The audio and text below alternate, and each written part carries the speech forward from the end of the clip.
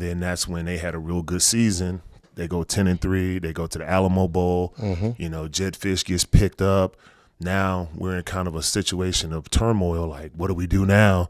And that's when he was just like, Dad, you know, I'm going to enter a portal. And the whole family was scared, man, because you don't know. That portal is crazy. It is. You walking out, you taking a leap of faith, and you're like, man, I hope so. And then he got that phone call. We were like, hell yeah, let's go. We took a trip, and there was nothing else to see, man, Washington. As a parent, so now the mindset, because I got 2 daughters, I got 3 girls and 2 in ASU, but as a parent with a kid in sports, how do you talk to them about the alumni-ness of a university, the historical factors of a university, and then the educational purposes? Do they still hold rank and file, or do they just kind of play the part that the scholarship came? It wasn't an education scholarship, but it was a sports scholarship, and now this is the primary process in the headhunter process. Now you're being recruited every year after, you know, it's not like you was recruited once. Now you're being recruited every year because of the transfer portal. How does that affect you as a parent? It's tough, man. Like, I didn't even start dealing with that until this year. I mean, it's been out there, but that's your top tier guys. You know, that's that 1% of guys that you hear about with this big money. So when it finally came to our doorstep, it was just like, it was overwhelming. It was the first time for everybody. You know, he called me and he was in like this full on panic mode. I had to talk him down. Then I had to go through, okay, so before we make this decision, you need to go talk to the new head coach. You need to go talk to the new D-line coach. You need to talk to the defensive coordinator. You need to make sure you check all your boxes, because we don't want to burn any bridges. And at the same time, I'm reaching out to guys that I know who are coaches in the NFL, a couple of agents that I know. And I'm like, hey, man, like, this is my son. You've seen him a couple times. What do you think? And you get honest feedback, and sometimes that honest feedback is like, ow, that hurt. You know, it is, as a parent, you know, to hear somebody, you know how it is when we watching film and somebody tells you, well, you kind of suck. And I mean, nobody said he sucked, but the number one thing is his weight. It was always his weight, but you know, all the feedback we got was very positive, and that they felt like, you know, he could handle it as long as he put on the weight. So, you know, it was a leap of faith. It was I got as much information as I could. You know, you went and talked to all the coaches. You didn't really feel like that this was the place for you anymore. It's a new staff. You got to impress new people. You have to go through all this. And so he was like, after a lot of consideration and, you know, family talking about it and just discussing everything, he was like, I want to enter the portal. And it was scary. I mean, it was scary because we didn't know. And once he entered the portal, within 24 hours of him being declared in the portal, you know, they called him from Washington, and it was like, oh, thank God. Because, you know, that 24 hours was stressful for everybody. Brother, you answered the question, and I still feel like as an alumnus of any university in the country, I'm nervous. Yeah. Like, I'm nervous that the kids that we have, the ability to watch the kids grow up, and my kid fall in love with this school because of, I've watched Russ Davis play since he became a freshman. I saw him put on 40 pounds, and 30 pounds of that was muscle. He became a beast. He got to be a junior, a senior. And then the next thing you know, he's All-American. He's D-tackle. He's going for, you know, possibly for the Heisman because he put it here.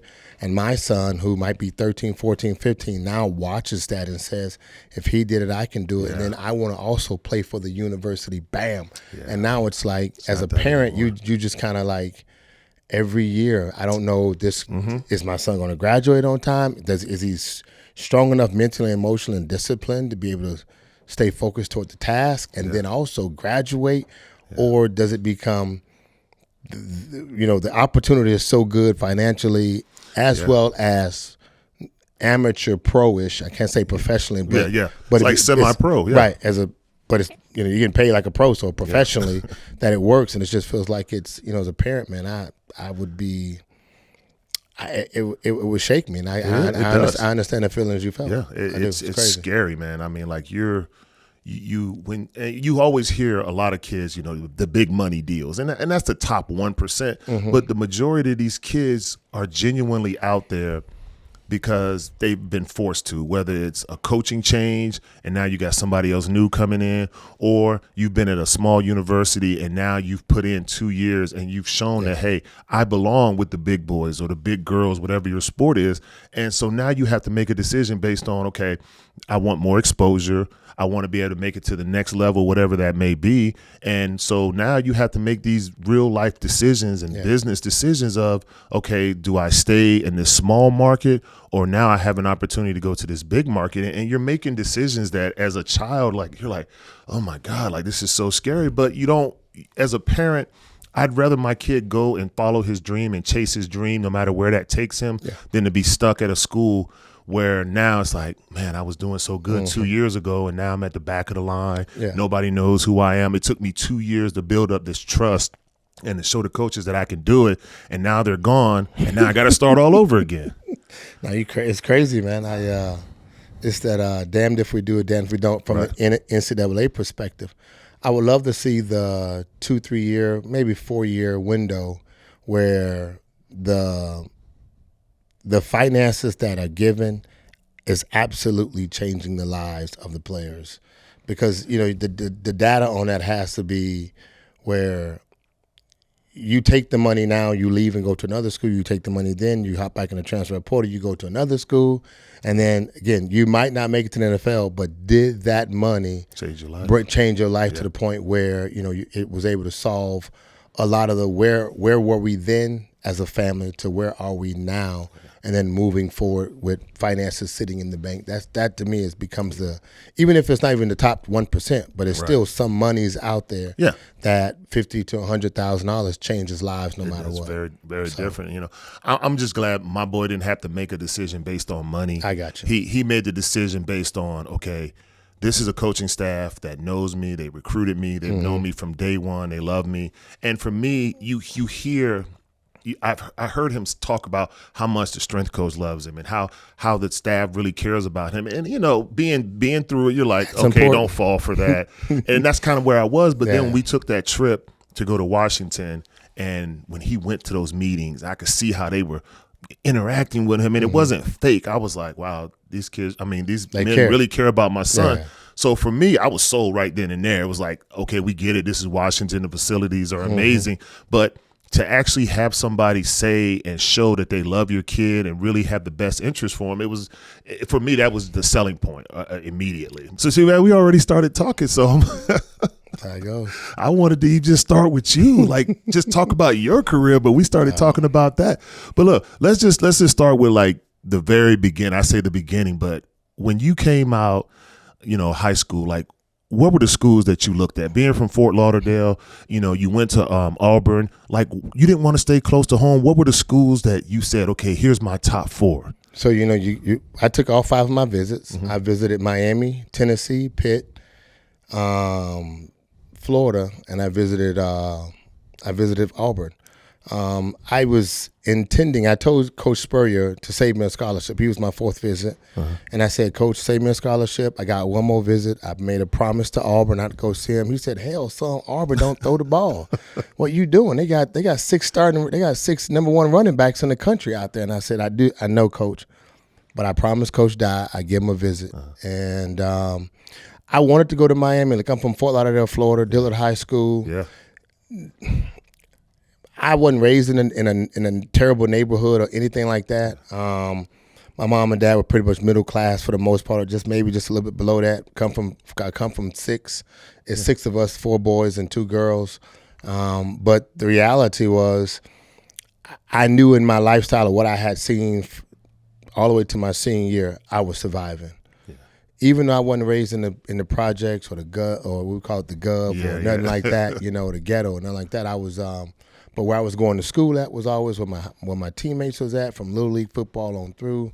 I needed a place where I could live and not survive. And that's what I was looking for in a university. Honestly, you go out, and Miami showed me a great time. I had a wonderful visit. Yeah. Coach Erickson was the coach over there. They had just won the national championship. Florida was right down the road. Gainesville from Fort Lauderdale, Florida is probably a little quick 4-hour drive, not much at all. Right. I went to Pitt only to see snow.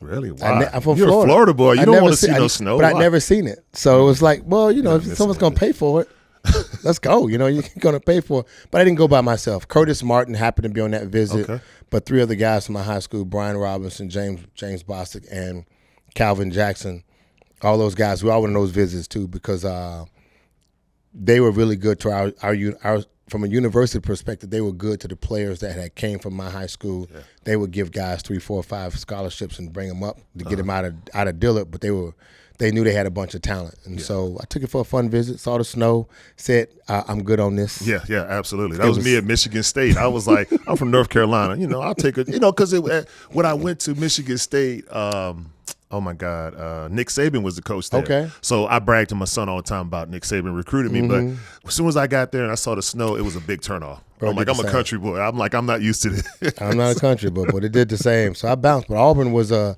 good decision. When I went, I felt they had everything I wanted in university. It was 8-hour drive from Fort Lauderdale. Alabama State was right down the road, 45 minutes. Tuskegee was 20 minutes down the road. Atlanta was an hour and 15, just taking the 20 that way. So I was around my culture and around people, but I was also around people from my high school. Most of my people from my high school, I come from about, 5,000 graduating in a senior class. Yeah. So I wouldn't come from a small school. This is my senior class. And so that most of them went to Alabama State. They went to Tuskegee. They went over to Morehouse, Spelman, Clark. All those schools, so it put me in a position where I felt like I was close to family anyway. Okay. So, did your mom and dad, because I know, for me, my mom was, a big influence on why I stayed close to home. When you brought it to your mom and your dad and you were like, I want to go to Auburn, were they, all for it, or were they like, oh, baby, we want you to stay closer to home? Yeah, at this stage, man, when I got 17, my dad already passed. My dad passed when I was 9. And then I get to, I'm going through the process my senior year, but Russ, unfortunately, somewhere along the lines, man, my senior year, my mom got sick. She had cancer, so she didn't make it to none of my football games at all. And then I played baseball my senior year. She didn't make it any of those. But while I was going through the process of my senior year, we went to the state championship. We were a really good football team. But what she did, when they came to recruit me, she said, Frank, you'll know. You'll know. One of the schools came and promised my mom, looked dead in the face, said, look, your son come to our school, you'll make every game. You'll never have to worry about a doctor bill. Before NIL. This is before NIL. One of the schools came to me and said that. And I was like, well, my mom said, I know. And I thank you for that offer, but it's on Frank. Yeah. He gets to make the decision. Mm-hmm. And so I took the visit, man. Honestly, I went to Auburn on a fun visit. I wasn't going. But Auburn, Pat Dye had promised one of the players from my high school a scholarship if he had graduated because he had a little situation his sophomore year that put him in detention. And so no fault of his own. He was riding in the car and dude had some stuff and it messed him up. However, but he gave him the scholarship. And so then he promised he'd give him a scholarship if he graduated as a senior. Yeah. So when I saw that, I honored that. I thought that because that's the homie I grew up with playing. That's the big homie I played Little League football with and ran track with. So to get him out of Fort Lauderdale, to give him a scholarship, and then that I respected that. And so I gave Coach Dye a visit. I got there on the visit, man, and literally fell in love with Auburn. Really did. Yeah, fell in love with it, man. It was peaceful. Like most of the universities I went to, the Orange Bowl wasn't on campus at the time. That's when Miami played at the Orange Bowl. Mm-hmm. They didn't have the stadium wasn't on campus. Florida Stadium was weird, and it was it was weird, but it was amazing in the part that it's nice. It's weird, but so the football players stay in the stadium. I didn't know that. So the football players stay in the stadium. 90% of the freshmen and sophomores classes are in the stadium. So they build the stadium, and then they build like a college in the stadium. The weight room, the dorm, like the players' dormitory is all in the stadium. So they keep everything in-house? In-house, yes. And so, but I thought that was kind of But then we had community bathrooms. I was like, yeah, I got that. I come from 6. We got community bathrooms. I know about sharing bathrooms. I'm passing on that one. So, but I did. Tennessee was great. Same thing. Good opportunity. Turf field, I didn't care for that, but and it was rowdy. It was bad too. But it was rowdy though. Like the whole visit was rowdy. Like when I say rowdy, like starting cornerback comes in the meeting, he need a steak on his eye because he got dotted up going to a bar with some football players and the bouncer dotted him up, and then so guys had pulled out weapons and they was fighting in the thing. I was like, yeah, bro, I don't want. Not for me. I said I wanted peace, right? Yeah, yeah. And so when I finally visited Auburn, I mean, I had none of that. Everything was great. It was absolutely great. And then the dormitory was set in a position where we sat here, the baseball field was there, and then the football field was like right there. And so when you walked out your dorm, you could see the baseball diamond, you could see the football field, you could see the stadium just right there, this massive piece of concrete right there. And I was like, man, this is just feels like home. Yeah, this and I had for me. It was two dudes to a room only, and then we had our own bathroom. So my roommate was James Bostic, ended up going to the Rams, played at Green Bay, won the Super Bowl, but came out of Dillard, my same high school, and it turned out to be really good, bro. Really so when you got to Auburn, like, did you redshirt? Or did didn't. you play immediately? I didn't, but it wasn't that I didn't want to. I was pretty polished. My coach, Isaac Bruce, was, and he was a senior before me. Isaac Bruce was a senior before me. Okay. And so in high school, and so I'm a junior, he's a senior. I'm watching Ike doing this thing. Yes. And so then our coach, Coach Bruce Bush was there, but he was polished. He's a former great high school, college receiver. Went to the not Arena Football League, but it was something else. It wasn't Canadian, but it was something else where he went out and played in a semi-pro league similar to that. Kind of like the XFL. Yes. Yeah. Came back to college, came back to high school, Fort Lauderdale, taught the receivers how to run routes. Oh, yeah. And so we just had like a plethora of guys going. And when I got to school, I was already polished. So I didn't redshirt. Funny story about my red shirt was that we was playing Tennessee in Tennessee. And, in SEC, at that time, you had to play, as long as you didn't play more than 4 games, your red shirt still counted. So hold on now. Was that just an SEC rule? Because I always – and this is maybe I am a little younger than you, but I always thought that once you played a certain, like, was it 1 or 2 games, I thought that you would lose your red shirt. If you played 1 in-conference game, you lost your red shirt. Oh, so they were done. And you can play up to 4 games, but if you play one in-conference game, you lose your red shirt. And that's what happened to me. I just happened to be standing behind the coach at the game. They had no intentions on playing me and nothing. I just was there, freshman, just in Knoxville. They yelling out good old Rocky Talk, Tennessee, jamming out at 105,000 people in the stands. And one of the players in the huddle said he come running off the field because his belt buckle popped off, and then coach just turned around and threw me in there. Get in there, Sanders. And I come running out there, man. I come out, get the play. I come to the line of scrimmage just on the edge of the numbers, man, and I'm going against the senior DB. I run up, I give my first good little move. He hit me so hard right here.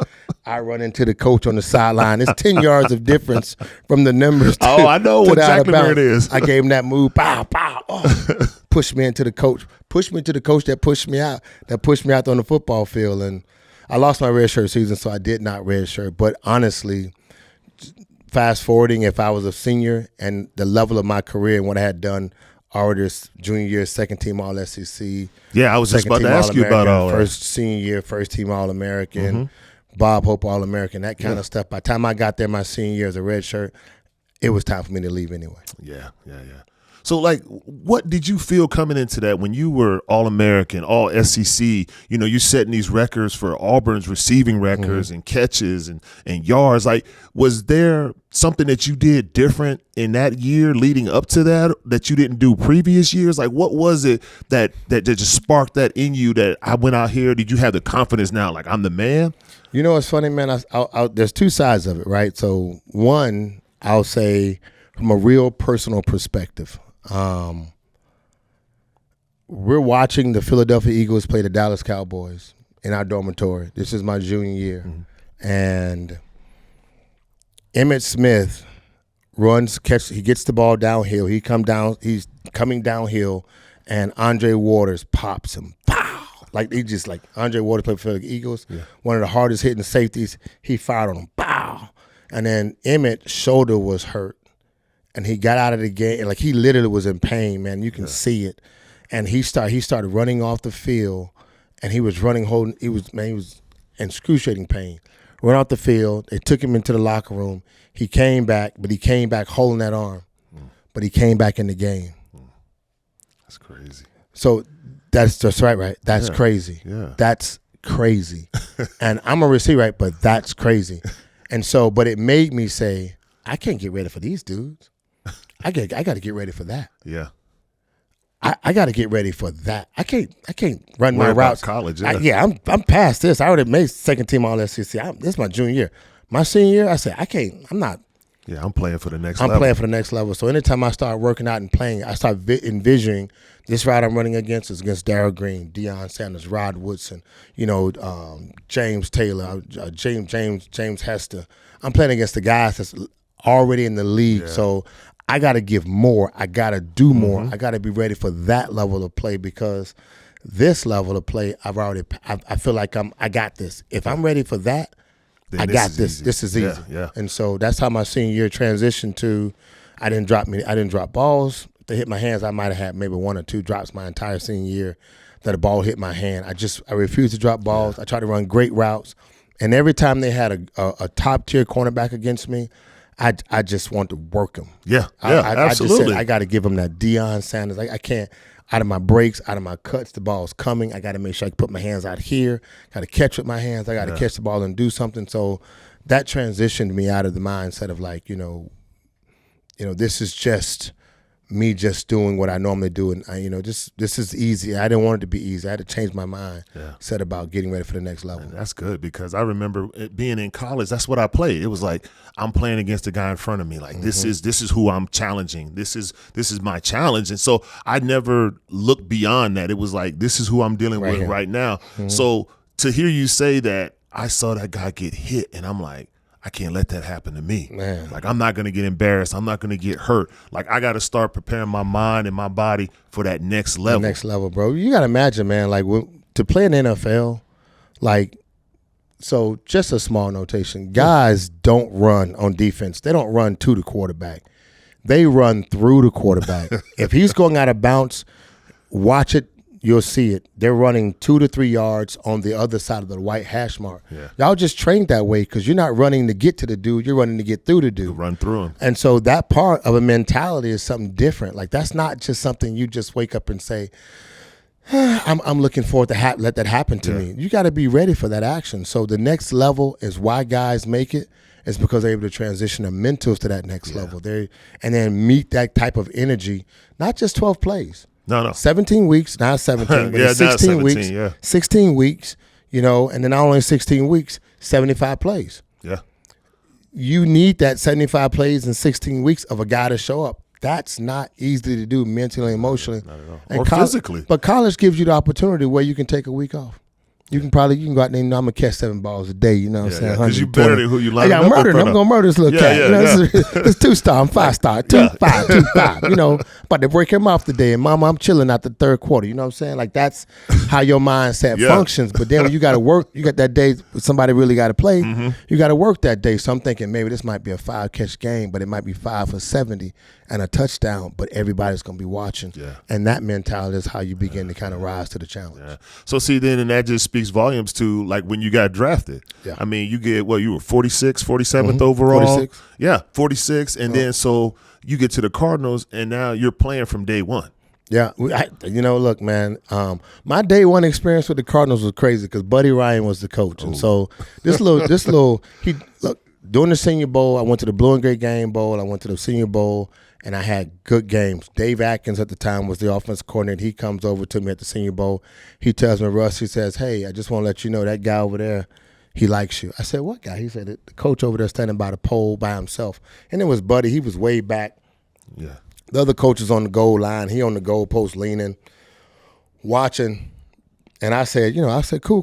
He said we were the Arizona Cardinals. I'm like, well, in my mind, I'm like, I don't even know who Arizona is. Like, I'm a Fort Lauderdale kid. All I know is Miami, Dallas, Pittsburgh, Washington. East Coast teams. I don't know Raiders. Out west, what's that? So, right. So I said, cool, coach, and that's what's up. And then he says, but look, keep doing what you're doing. I think we're going to grab you. And I said, okay, cool. But I went through my whole process, and my first, Buddy drafts me with the 2nd round pick. He takes Rob Moore with the 1st pick. Yeah. I'm ingratiated just to come to a team that's got another tall receiver with experience. Now I can learn from, right? All I want to do is just have somebody that can Just give me a little bit, man. Give me a little bit of information so I can kind of figure this thing out a lot faster. So, long story short, Buddy drafts me. I come out. I finally come out of the locker room because my agent didn't want me to go because I hadn't had a contract. Yeah. I go through rookie camp. I dominate in rookie camp. Yeah. Like I'm just bam, bam, bam. Catch, run. I'm still number 81. He don't call me Frank. He don't call me. Yeah, you don't have a name. I don't have a name with Buddy Ryan. I'm 81. Veterans camp. Veterans and rookies get together. We come out. Boom. They're out there practicing. My agents say, Frank, don't go because if you get hurt, the Cardinals won't negotiate at the right number if something happens. I say, I get it. I'm in the locker room, the only one in the locker room. Yeah. Dave Atkins comes in and says, hey, man, what are you doing? They're out there warming up, getting ready to go. I'm like, hey, man, my agent said I shouldn't go. I probably got to make a business decision. He says, look, hey, man, I told you I was coming to get you. I got a real estate agent named Jay Freeman. I got a guy, I got a banker named Chris. I told you I was coming to get you. Buddy just wants to see what you can do versus the veterans. Trying to run interference between you and your agent. He did it, right? He came in, he told me the story. I said, okay. He said, Buddy wants to make it. He just wants to see what you do against the veterans. He's senior versus the rookies, but he wants to see what you can do against the veterans. I said, okay. I called my agent back. Hey, Pat, look, hey, man, this guy's talking this stuff. I would need to make a decision. He said, look, Frank, I wouldn't go if I was you. I'm your agent. I'm telling you. I said, well, I'm going to go out there and give it to him. Yeah. I put the phone down. I run up. I come out there. By the time I get out there, we run into 101s. We ain't even – they already stretched. Yeah. They already stretched. Yeah, ready to go. I got nothing. I got no patent goals or nothing. I'm hopping in line. So the first three guys go. Rob Moore goes. Anthony Edwards goes. And then Chuck Levy goes. And then I come out there. I'm coming, ready to run. My route was a curl route. It's only a 12-yard route. You turn around, drop your weight, and a little curl, little button hook. I'm out there, and then the starting Lance Brown comes out. Cornerback they drafted like in the same round, but he drafted like I think Lance went third or fourth round during that time. But he came out, and then Buddy said, he blew the whistle and told him to get off the field. And he looked right at Lorenzo Lynch. This is Marshawn Lynch's cousin, older cousin. He says, get him and put him in.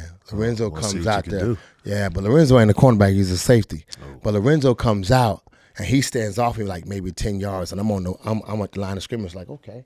And then right before the quarterback comes up, he comes running up to me.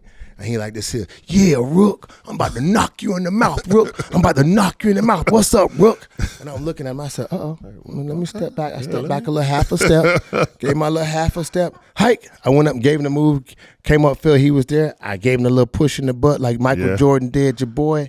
Gave him a little push, turned around, the ball came. I caught it. I caught it on the ground because it was like, a little flutter coming out. I caught it, picked it up, got up and jogged away.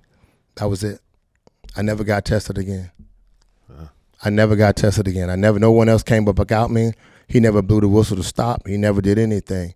And Lorenz never said anything back to me after that. But I just went out there. Now it's me to work. Now I need to work. Yeah, that felt like that was it. I never had to deal with Aeneas on that level.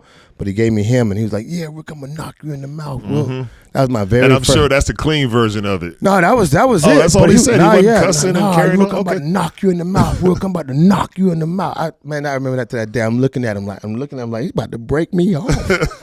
Like I hadn't seen that. Everybody else had been off, one-on-ones with T. Knight and those guys, man. But this dude's standing off, and he come running up like that. That's the beauty of the NFL, because I say this with all honesty, and this is the one thing that you always want to protect as a parent. You're listening to it with your kids, or you listening to it just by the podcast. You have to protect your confidence. Yes. Like that's what they try to steal more than anything. Like they go get your confidence in, can you do it or can you not do it? You can't be afraid of the work, and you can't be afraid of the competition. Every battle lost is an opportunity to learn. Yeah. But more importantly, Russ, every battle lost is an opportunity to see where you at with it. Yeah. Do you really want that work? Yeah. And we see so many guys sometimes, man, that just they give up on their dreams, or their dreams get taken away because that little hint of hesitation. Yeah. No, I know exactly what you're talking about, because that was kind of like my rookie year in Chicago.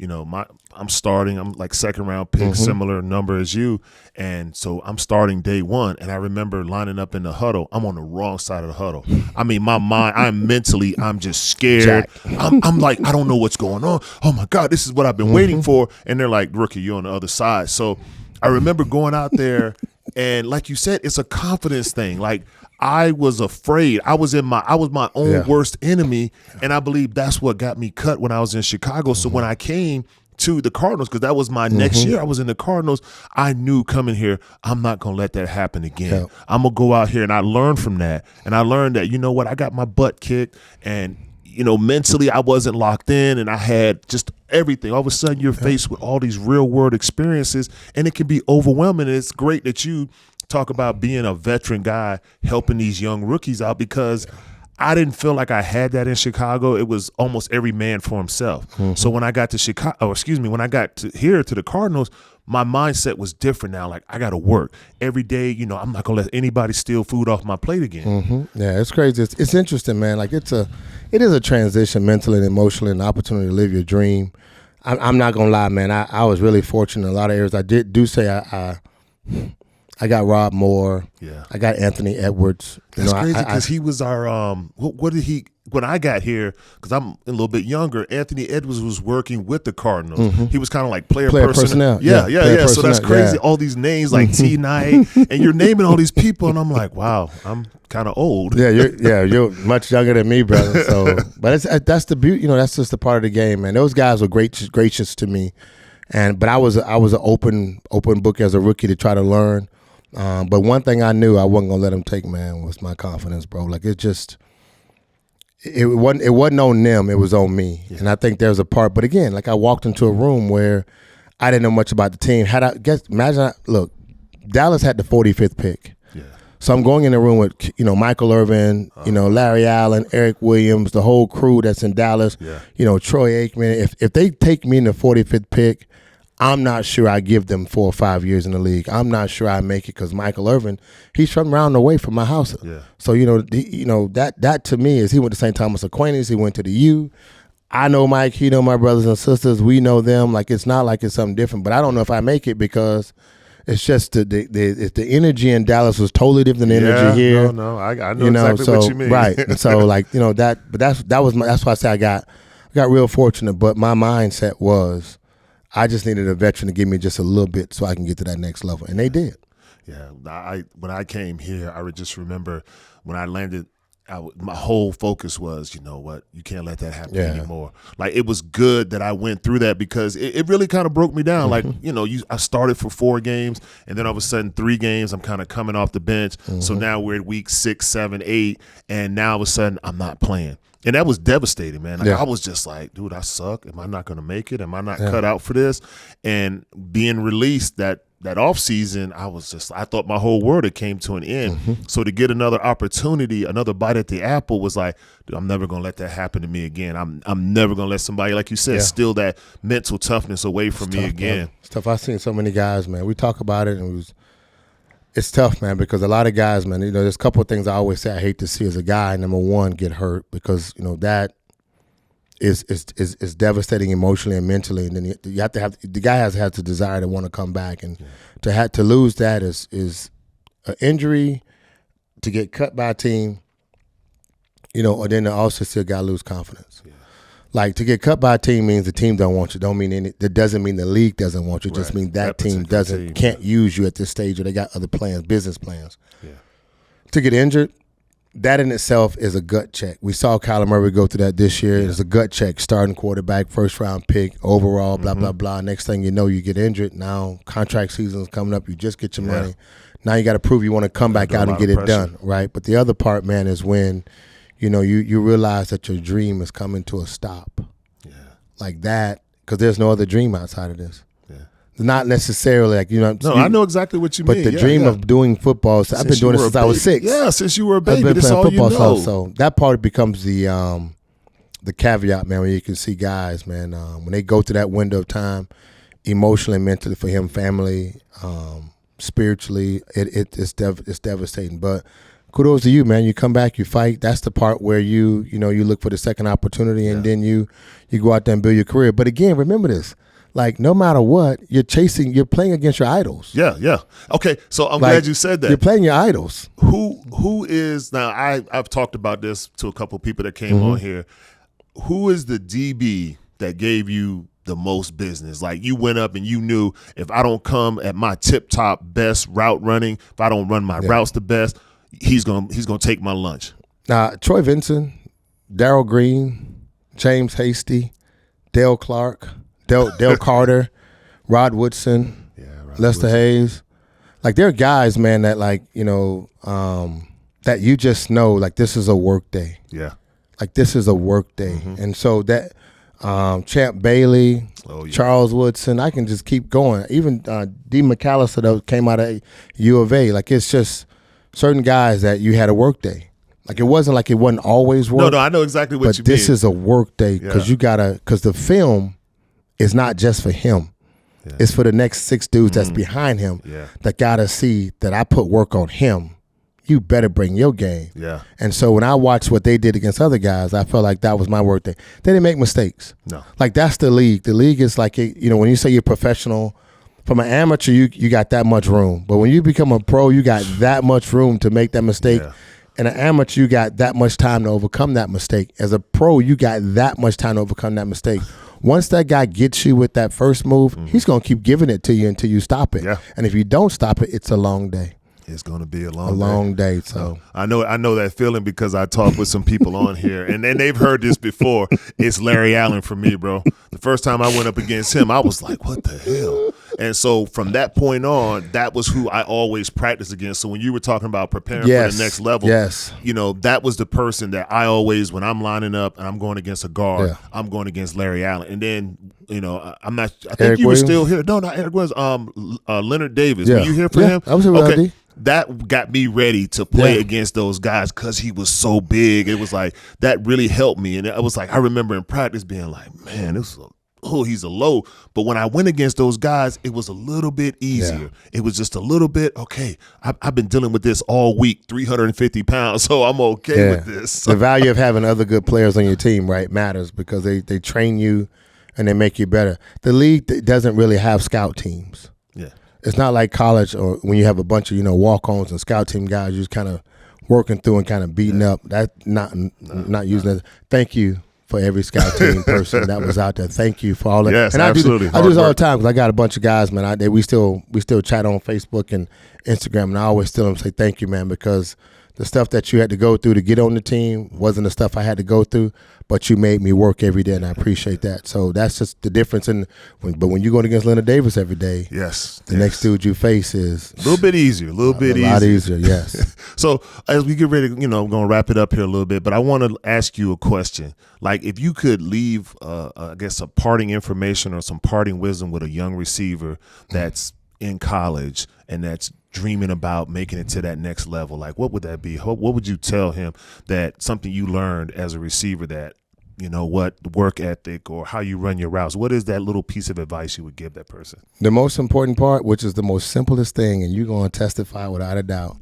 you must learn how to read defenses first. Yeah. A cover two's been a cover two since Little League. A cover three's been a cover three, cover 4, cover 6, cover 0, cover 1, cover 8. They all the same. They don't change. They either go man or zone, but when you see them, you got to trust them because once you read the defense, and you can go and tell them the truth, you must do what you're supposed to do. You got zones you got to cover. You got areas you got to cover, and everyone has to drop to a spot. If you're from the inside to the outside, every route you're getting ready to run, if you know how to read the defense, you're going to know how to attack the DB or attack the linebacker and get into your route without a whole bunch of drama. But if you don't know how to do that and you just think it's all athleticism, you're cheating yourself.